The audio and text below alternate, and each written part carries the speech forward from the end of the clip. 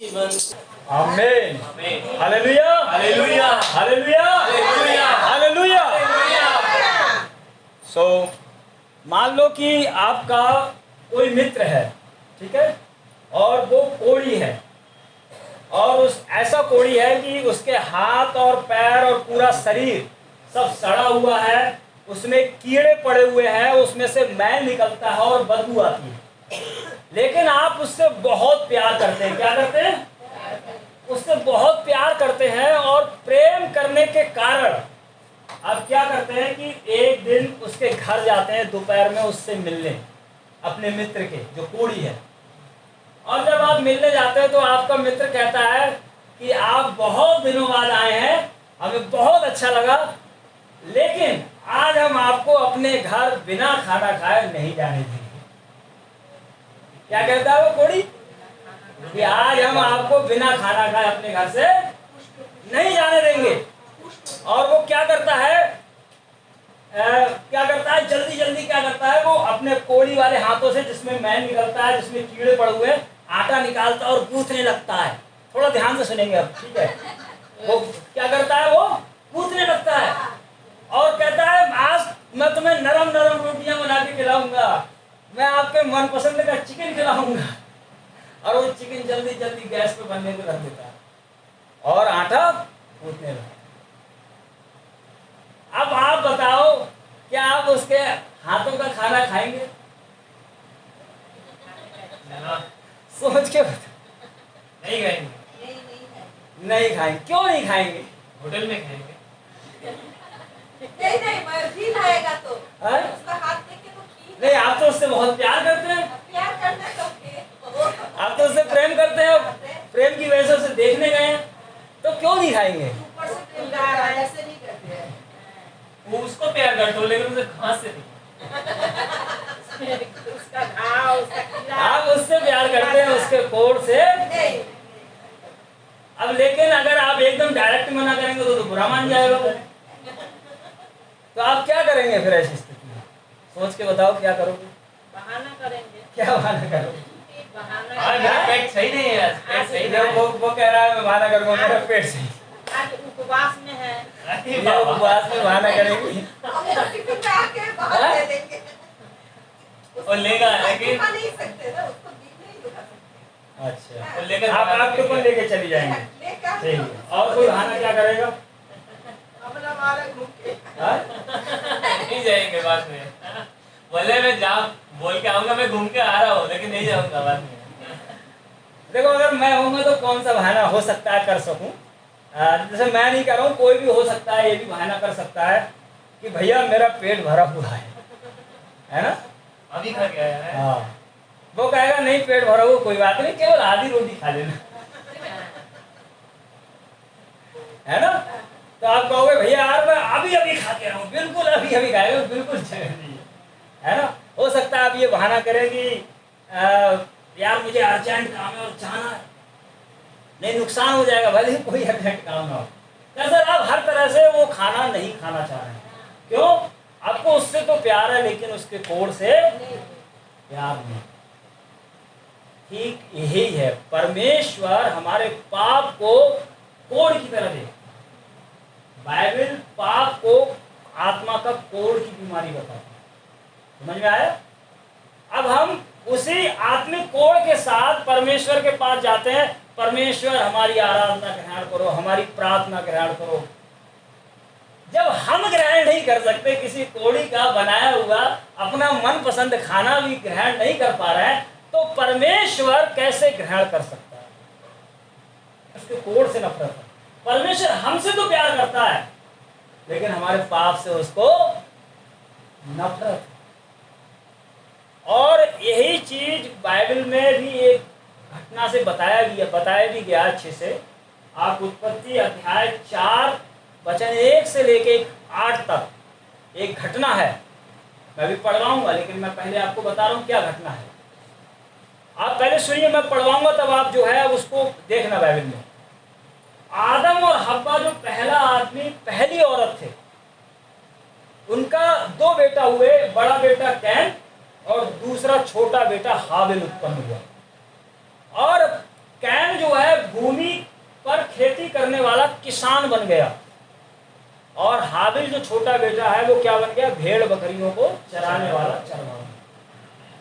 कुछ दिन बाद क्या हुआ कि कैन अपनी खेती में से कुछ उपज, ध्यान से सुनेंगे, परमेश्वर को भेंट चढ़ाने गया, और हाबिल भी अपने भेड़ बकरियों में से कई एक पहलौठे बच्चे परमेश्वर उसको भेंट चढ़ाने ले आया। और बाइबल बताती है कि परमेश्वर ने हाबिल और उसकी भेंट को तो ग्रहण किया, लेकिन कैन और उसकी भेंट को ग्रहण नहीं किया। और कैन को क्या हो गया? गुस्सा आ गया, और उसके मुंह पर उदासी छा गई। और कैन से परमेश्वर ने कहा, तू क्यों क्रोधित हुआ और तेरे मुंह पर उदासी क्यों छा गई है? अगर तू भला करे तो क्या तेरी भेंट ग्रहण ना की जाएगी? आप मेरी तरफ देखेंगे, ज्यादा समझ में आएगा, है ना। और फिर कैन ने अपने भाई से कुछ कहा, और जब वो मैदान में थे तो उसने अपने छोटे भाई हाबिल को मार डाला। ये कहानी है। मैं इसमें से अभी बहुत कुछ आपको सिखाऊंगा। अभी मैं चाहता हूँ इस कहानी को आप बंगाली में पढ़े। उत्पत्ति अध्याय 4 वचन 1 से लेकर 8 तक सब लोग निकाल ले, और इसको 8 तक पढ़ दिया। हाँ, अब इसका कोई पढ़े 4 पद पढ़े, 4 बंगाली में पढ़े, एक बार इंग्लिश में पढ़ो 4 पद, 4 और 5 पढ़ो इंग्लिश में।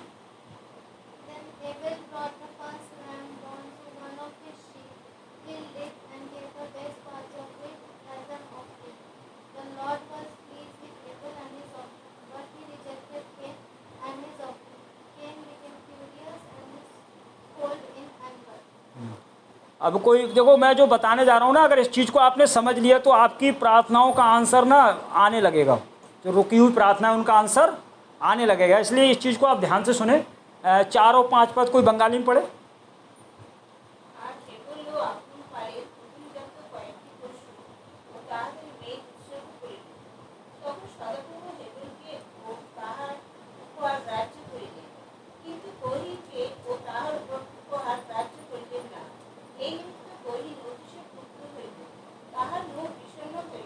चार और 5 पढ़ दिया। तो मेरा जो हिंदी में लिखा हुआ है, और हाबिल भी अपने भेड़ बकरियों के कई एक पहलौठे बच्चे भेड़ चढ़ाने ले आया और उनकी चर्बी भेड़ चढ़ाई। अब यहाँ पर ध्यान से सुनने की बातें हैं। लिखा, तब यहोवा ने हाबिल और उसकी भेंट को तो ग्रहण किया। देखिए, यहाँ पर ऐसा नहीं लिखा है कि हाबिल की भेंट ग्रहण कर लिया और कैन की भेंट ग्रहण नहीं किया। ध्यान से समझने वाली बात है। ऐसा नहीं लिखा है कि हाबिल की भेंट ग्रहण कर लिया, कैन की भेंट ग्रहण नहीं किया। यहाँ लिखा है कि परमेश्वर ने हाबिल और उसकी भेंट को ग्रहण किया। मतलब पहले हाबिल ग्रहण हुआ, उसके बाद उसकी भेंट ग्रहण हुई। और 5 पद में लिखा है, परंतु कैन और उसकी भेंट को परमेश्वर ने ग्रहण नहीं किया। मतलब कैन ग्रहण नहीं हुआ तो उसकी भेंट भी ग्रहण नहीं हुई। कहने का मतलब है, परमेश्वर पहले हमारी लाइफ ग्रहण करता है, हमारा जीवन ग्रहण करता है, उसके बाद हमारी आराधना रूपी, प्रार्थना रूपी भेंट परमेश्वर ग्रहण करता है। अगर हमारा जीवन ग्रहण नहीं है तो हमारी आराधना रूपी, प्रार्थना रूपी, दान रूपी या किसी प्रकार की भेंट भी परमेश्वर को ग्रहण नहीं होगी। अब कुछ लोग कहते हैं कि हाबिल की भेंट इसलिए ग्रहण हुई कि उसकी भेंट में लहू था, कैन की भेंट इसलिए ग्रहण नहीं हुई, उसमें लहू नहीं था। ये एकदम झूठी शिक्षा है। परमेश्वर ने उसकी भेंट ग्रहण ना करने का कारण ये नहीं बताया था कि कैन की भेंट में लहू नहीं था, हाबिल की भेंट में लहू था इसलिए हाबिल की ग्रहण हुई, कैन की ग्रहण हुई। ये कारण नहीं बताया। परमेश्वर ने जो कारण बताया वो 7 पद में बताया। आप 7 पद पढ़े, क्या कारण है कि हाबिल, कैन की परमेश्वर ने भेंट ग्रहण नहीं की। 7 पद पढ़े आप इसी का।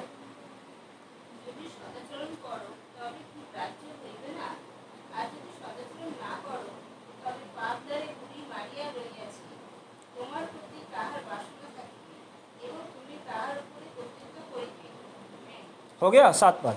सो मेरी हिंदी जो बाइबल में लिखा है, यदि तू कैन, जब यहाँ लिखा है जब कैन के मुंह पर उदासी छा गई, वो क्रोधित हो गया कि मेरी भेंट ग्रहण नहीं हो रही है, तो परमेश्वर उससे 7 पद में क्या कहता है, जैसे छठे पद से पढ़ रहा हूँ, तब यहोवा ने कैन से कहा, तू क्यों क्रोधित हुआ और तेरे मुंह पर उदासी क्यों छा गई है।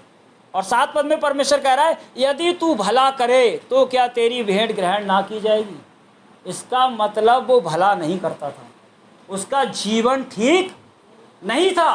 तभी परमेश्वर कह रहा है, तू नाराज क्यों हो रहा है, तू उदास क्यों हो रहा है। अगर तू भला करे तो क्या तेरी भेंट ग्रहण ना की जाएगी। परमेश्वर जो कारण बता रहा है। और आगे इसमें मैं पढ़ूं, मेरे जो हिंदी बाइबल में लिखा है कि ये, और यदि तू भला ना करे तो पाप द्वार पर छिपा रहता। उसके जीवन में पाप था और परमेश्वर उसको सलाह दे रहा है। क्या सलाह दे रहा है कि उसकी लालसा तेरी ओर होगी और तुझे उस पर प्रभुता करनी है। मतलब पाप पर तुझे विजय पानी है अगर तू चाहता है तेरी भेंट ग्रहण हो। परमेश्वर ये कारण बता रहा है। और आप अगर आगे देखेंगे, कैन ने सिर्फ इतनी सी बात पे कि मेरे भाई की परमेश्वर ने भेंट ग्रहण कर ली, मेरी नहीं की, इतनी सी बात पे उसने अपने भाई को मार दिया। समझ रहे हैं उसका जीवन कैसा है? उसका जीवन ठीक नहीं था और परमेश्वर ने वही कारण बताया, तू भला करे तो क्या तेरी भेंट ना ग्रहण की जाएगी। इसलिए परमेश्वर ने उसकी भेंट ग्रहण नहीं किया। मैं सच बता रहा हूँ, अगर हमारा जीवन ठीक नहीं है, हमारा लाइफ मन ठीक नहीं है, तो हम जो भी प्रार्थना करते हैं, आराधना करते हैं, दान देते हैं, वो परमेश्वर ग्रहण नहीं करता, एक्सेप्ट नहीं करता। आप देखो कुछ लोग प्रार्थना करते हैं, परमेश्वर की उपस्थिति आ जाती है, प्रार्थना का आंसर भी आता है। कुछ लोग वर्शिप करते हैं, परमेश्वर की उपस्थिति आ जाती है और वहाँ आनंद आता है। कुछ लोग है ना, लेकिन कुछ लोग जो है आप देखो 2-2 घंटे प्रार्थना करते रहते हैं, 2-2 घंटे वर्शिप करते हैं, ना तो प्रार्थना को उत्तर आता है, ना परमेश्वर की हजूरी महसूस होती। क्यों? उनका जीवन ठीक नहीं है, परमेश्वर वो ग्रहण ही नहीं कर रहा। देखो मैं आपको और अच्छे से बताऊं, आप मोटरसाइकिल किस किस के पास है? घर में आपके मोटरसाइकिल है? किस किस के पास? आपके पास है? मेरे पास भी है। मोटरसाइकिल में आप देखते हैं ना, कभी कभी उसमें पेट्रोल भी होता है, गाड़ी खराब भी नहीं होती, लेकिन फिर भी उसको किक मारते मारते वो स्टार्ट नहीं होती। और कमी क्या होती है कि जरा सा उसमें कार्बन आ जाता है उसकी पैक में, नोजल में। जब हम खोल कर उस कार्बन को ऐसे फूंक देते हैं तो आंखों से दिखाई भी नहीं देता, है ना। जब ऐसे कर फूंक देते हैं तो फिर उसको लगाकर स्टार्ट करते हैं, गाड़ी स्टार्ट हो जाती है। देखिए जरा सा कार्बन गाड़ी को स्टार्ट नहीं होने देता। समझ आ रहा? आप देखो कि एक पोल से दूसरे पोल तक लाइट जा रही है, लेकिन उससे अगले पोल तक लाइट नहीं जा रही है। और इलेक्ट्रीशियन आता है, वो जरा सा कार्बन होता है, वो साफ कर देता है, फिर पावर जाने लगती है, सप्लाई जाने लगती है। जरा सा कार्बन पूरी पावर को रोक देता है, जरा सा कार्बन गाड़ी को स्टार्ट नहीं होने देता। मैं सच बता रहा हूं, ऐसे ही एक छोटा सा पाप भी ना, परमेश्वर की जो सप्लाई है ना, सामर्थ और आशीष से, वो हमारे तक आने नहीं देते और हमारी आराधना और प्रार्थना उस तक पहुंच नहीं देते। एक छोटा सा पाप इतना भयंकर तरीके से परमेश्वर पाप को देता है। इसलिए बाइबल सलाह देती है, श्रेष्ठ गीत 2:15 में लिखा है कि छोटी लोमड़ियां जो दाग को बिगाड़ देती हैं, उनको पकड़ लो। उनको क्या कर लो? पकड़ लो। छोटा सा पाप भी जो है हमारी प्रार्थनाएं, आराधनाएं परमेश्वर तक जाने नहीं देते, दीवार की तरह बन जाता है और परमेश्वर की सामर्थ और आशीष हम तक पहुंच नहीं देते। क्यों? मैंने पहले बताया कि परमेश्वर कैसा देखता है पाप को? कोढ़ की, वो ग्रहण नहीं करेगा जब तक कोढ़ रहेगा। जैसे हम नहीं ग्रहण करते, वो कैसे करेगा, है ना। देखिए, अगर आज लोग ना क्या समझते हैं ना, झूठ पर झूठ बोलते हैं, झूठ पर झूठ, और उसको बहुत छोटा पाप समझते हैं, आसान समझते हैं कि ये छोटा है, कोई दिक्कत नहीं है। लेकिन बाइबल, अगर आप प्रकाशित वाक्य 21:8 में देखें तो बाइबल कहती है सब झूठों का भाग वो झील में मिलेगा जो आग और गंधक से जलती है। कुछ लोग कहते हैं अरे यार वो तो सफेद झूठ बोलता है, मैं सफेद झूठो ही नहीं बोलता। अब चाहे काला झूठ हो या सफेद झूठ हो, बाइबल कह रही है सब झूठों का भाग वो झील में मिलेगा जो आग और गंधक से चलती रहती है ना। अगर हम भले किसी के साथ गलत नहीं कर रहे, अगर विचारों में भी अगर घृणा करते हैं, किसी से ईर्ष्या करते हैं, जलन रखते हैं, गलत सोचते हैं दूसरे के बारे में, वो भी परमेश्वर पाप मानता है और उसकी वजह से भी हमारी प्रार्थनाएं रुक जाती हैं। देखो आप जरा पढ़ेंगे, हम भजन संहिता निकालेंगे 66:18 निकालेंगे, भजन संहिता 66:18। देखो वहाँ पर परमेश्वर क्या बोल रहे हैं।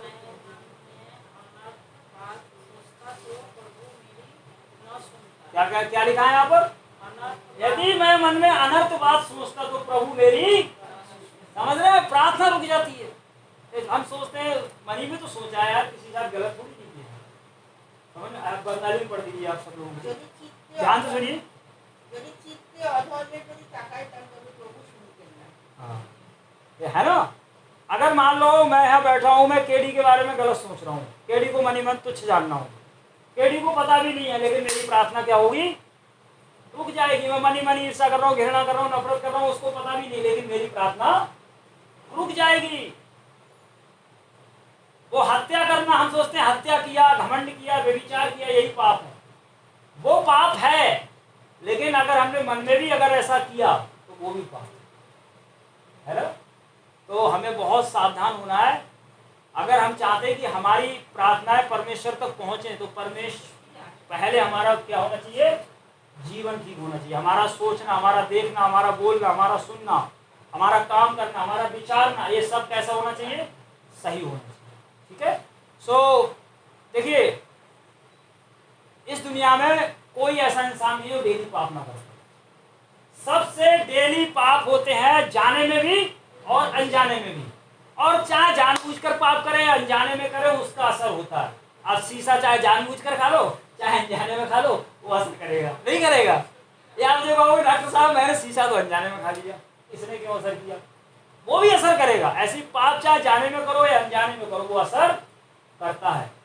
हमसे हर रोज मनुष्य होने के कारण पाप हो जाता है। कई बार हम जो नहीं देखना चाहिए वो देख लेते हैं, कई बार जो नहीं सुनना चाहिए वो भी सुन लेते हैं, जो नहीं बोलना चाहिए वो मुंह से निकल जाता है, कई बार जो नहीं विचारना चाहिए, सोचना चाहिए, वो भी आ जाता है, जिसकी वजह से हमसे कुछ ना कुछ गुनाह हो जाता है। अब जैसे हम निंदा नहीं कर रहे हैं, लेकिन कोई हमको निंदा सुना रहा है किसी की, तो वो भी पाप है। अगर आप भजन संहिता 15 अध्याय पढ़े तो बाइबल में लिखा है कि निंदा करने और सुनने वाला कोई स्वर्ग नहीं जाएगा।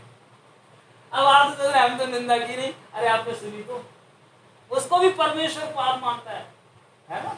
सो हमें क्या करना है, गुनाह मुझसे भी होते हैं। मैं क्या करता हूँ, मैंने जो अब तरीका अपनाया है, मैं जब वर्शिप करने जाता हूँ तो पहले अपने गुनाहों की माफी मांगता हूँ, या विचारों के द्वारा, बोलने के द्वारा जो भी गुनाह किए उनकी मैं माफी मांगता हूँ। फिर मैं बता रहा हूँ, वर्शिप करने में मेरा मन भी लगता है, मुझे आनंद भी आता है और परमेश्वर की उपस्थिति भी महसूस होती है। और जब मैं प्रार्थना करता हूँ तो पहले अपने गुनाहों की माफी मांग लेता हूँ, और फिर मेरा प्रार्थना में मन भी लगता है और प्रार्थना और आनंद भी आता है, और मैं घंटों घंटों प्रार्थना भी कर पाता हूँ और उत्तर भी आता है। ऐसे जब मैं वचन पढ़ता हूँ तो पहले अपना जो कार्बन है वो दूर करता हूँ, जो कार्बन है उसको माफी मांगकर दूर करता हूँ, जो मैंने कार्बन रूपी जो गुनाह है उसको माफी मांगकर दूर करता हूँ। फिर मैं वचन पढ़ता हूँ, वचन पढ़ने मेरा मन भी लगता है और मैं घंटों घंटों वचन पढ़ भी पाता हूँ, और वचन को पवित्र आत्मा सिखाता भी है और आनंद भी आता है वचन पढ़ते हुए। मैं सच बता रहा हूँ, अपने जीवन का एक्सपीरियंस बता रहा हूँ। आप ऐसा करो, प्रार्थना को उत्तर भी आएगा, वर्शिप में भी आनंद आएगा, वचन भी समझ में आएगा, अगर आप पहले अपना कार्बन दूर कर देंगे। ठीक है, नहीं तो वो कार्बन है वो गाड़ी स्टार्ट नहीं होने देगा। आप मार्के मारते मारते थक जाएंगे, गाड़ी स्टार्ट, हाँ आप बहुत कुछ करते रहेंगे, वो आप परमेश्वर की आशीष सामर्थ आने नहीं देगा, और आपकी वर्शिप प्रार्थना पहुंचने नहीं देगा, और आप प्रार्थना करने में भी मन नहीं लगेगा, वर्शिप करने में भी मन नहीं लगेगा, और आपको भजन पढ़ने में भी मन नहीं लगेगा। समझ आ रहा? तो इस चीज को आप ध्यान रखें। जैसा कि मैंने पहले ही, अब मैं देखो मैं एक बार फिर से इसको समराइज कर देता हूँ। मैंने क्या बताया, एक कोड़ी का उदाहरण लेकर बताया कि आप कोड़ी से तो प्यार करते हैं, लेकिन उसके कोड़ से प्यार, इसीलिए उसके हाथ का मनपसंद खाना भी आप नहीं खा पा रहे जो आपको पसंद है। अब मुझे तो चिकन पसंद नहीं है, लेकिन आपको तो पसंद है, आप नहीं खा पा रहे हैं। ऐसी परमेश्वर को आराधना और प्रार्थना बहुत पसंद है, लेकिन कोड़ के कारण परमेश्वर भी उसको एक्सेप्ट, जो पाप रूपी कोड़ है उसको, उसकी वजह से परमेश्वर एक्सेप्ट नहीं करता। हमसे प्यार करता है, लेकिन हमारे कोड़ से वो भी प्यार नहीं करता, जिसकी वजह से हमारी आराधना प्रार्थना भी हमारे हाथों से भी नहीं होती। फिर मैंने बताया, एक गाड़ी का उदाहरण बताया, गाड़ी स्टार्ट नहीं पाती कार्बन से, छोटे से गाड़ी दिखाई भी नहीं देता आंखों से। एक पावर जो बिजली का तार से दूसरे तार तक सप्लाई नहीं जा पाती है, छोटे से कार्बन से। ऐसे हमारे जीवन में चाहे छोटा पाप है बड़ा पाप है, वो क्या कर देता है, परमेश्वर की सामर्थ और आशीष हम तक पहुंचने नहीं देता, और हमारी वर्षित प्रार्थना उस तक पहुंच नहीं पाती। तो मैंने और क्या बताया कि हम सबसे पाप होते हैं, बड़ा दास भी पाप करता है, छोटा दास भी पाप करता है, जाने अनजाने में होते हैं, क्योंकि हम शरीर में रह रहे हैं, मनुष्य हैं। लेकिन हमें क्या करना है? हमें माफ़ी मांगना। हमें क्या करना है? कार्बन को माफ़ी मांगकर दूर करना है। हमने प्रभु यीशु पर विश्वास किया, प्रभु को उद्धारकर्ता रूप में ग्रहण किया, बहुत अच्छी बात है। लेकिन आगे भी हमें अपनी लाइफ को ठीक रखना है ताकि हमारी प्रार्थना पहुंच सके। मैंने कैन और हाबिल के उदाहरण से ही बताया कि परमेश्वर ने कैन की भेंट को ग्रहण नहीं की क्योंकि इसका जीवन ठीक नहीं था। हाबिल की भेंट को ग्रहण, इसका जीवन, तो अपने जीवन को उद्धार पाने के बाद हमें ठीक रखना। डेली डेली डेली हमें अपने कार्बन को दूर करना है, लाइफ को वचन के अनुसार चलाने की कोशिश करना है। सो अब हम क्या करेंगे? हम जो है कुछ देर जो है प्रार्थना करेंगे। क्या प्रार्थना करेंगे? प्रभु हमें मदद करें, हम अपनी लाइफ को ठीक रख सके और वचन के आधार मुझे बना दे प्रभु। सब लोग आएंगे। शुद्ध मुझे कर दे प्रभु। एक बार फिर से। पवित्र मुझे बना दे प्रभु, शुद्ध मुझे कर दे प्रभु, ताकि तेरे जैसा दिखूं, ताकि तेरे जैसा दिखूं। शरीर की अभिलाषा पर शैतान की सारी ताकत पर, शरीर की अभिलाषा, सब लोग आएंगे। शैतान की सारी ताकत पर विजय मैं पाऊं, जय मैं पाऊं, विजय मैं पाऊं, जय मैं पाऊं, ताकि तेरे जैसा दिखूं, ताकि तेरे जैसा दिखूं। प्रभु यीशु, हम आपसे प्रार्थना करते प्रभु, हमें पवित्र कर दे प्रभु, हमें शुद्ध कर दे प्रभु, हमारा सारा कार्बन हटा दे प्रभु, अपने लहू से हमें धो दे प्रभु, अपनी आत्मा से हमें धो दे प्रभु, हमें साफ कर दे, हमें नया कर दे, हमें शुद्ध कर दे, हमें माफ कर दे प्रभु, अपनी आत्मा से भर दे प्रभु और अपनी सामर्थ से भर दे प्रभु, ओह ताकि हमारी प्रार्थनाएं आप तक पहुंच सके, हमारी आराधनाएं दान आप तक पहुंच सके, ताकि आपकी सामर्थ और आशीष से हम तक पहुंच सके और रिलीज हो सके और सारी रुकावटें खत्म हो जाए यीशु मसीह के नाम में, सारे पाप क्षमा हो जाए यीशु मसीह के नाम में। प्रभु आप दया करें, दया करें, अनुग्रह करें प्रभु, दया करें प्रभु, दया करें।